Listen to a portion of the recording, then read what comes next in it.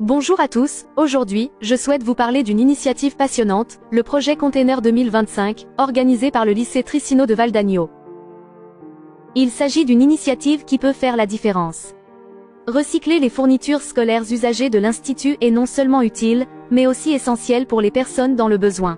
Grâce au soutien des élèves, du personnel de l'école et de nombreuses autres personnes ayant eu connaissance du projet, nous avons pu envoyer un conteneur à une organisation humanitaire intervenant à Madagascar. Cela peut paraître simple et utile, mais cela a nécessité plusieurs étapes, résumées ici: sélection et cession des biens de l'inventaire, procédure de vente aux enchères publiques, vacances des locaux scolaires, contrat de consignation, résolution des problèmes d'importation et de transport à Madagascar. En réalité, il s'agissait d'un grand travail d'organisation, qui a suscité de l'enthousiasme tant au sein de l'Institut que parmi tous ceux qui ont pris connaissance de ce projet, ici à Val d'Agno et au-delà. Le 4 juillet 2025, un article parut dans le journal Giornale di Vicenza. Il s'agissait d'une étape importante, car il stimulait la collecte de fonds et permettait la signature d'un contrat avec le transitaire Intermar, qui gérait les formalités d'exportation.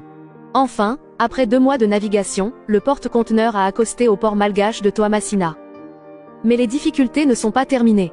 Depuis le 25 septembre 2025, Madagascar est en révolte en raison de problèmes sociaux liés à la corruption et à la pauvreté.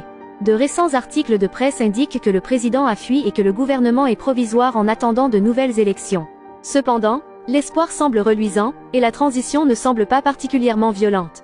Grâce au courage et à la détermination de l'association Miaïsi Mizara, et notamment de son président Oscar David, nous espérons tous atteindre cet objectif fantastique, dédouaner et acheminer le conteneur jusqu'à sa destination finale. Un dernier effort financier s'impose. Nous ne voulons pas que les conditions difficiles à Madagascar entraînent des retards et pénalisent le dédouanement et la livraison à l'association Miaïsi Mizara.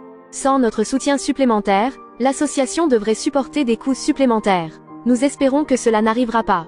Vous pouvez faire un don via les collectes de fonds en ligne répertoriées dans la description de cette vidéo.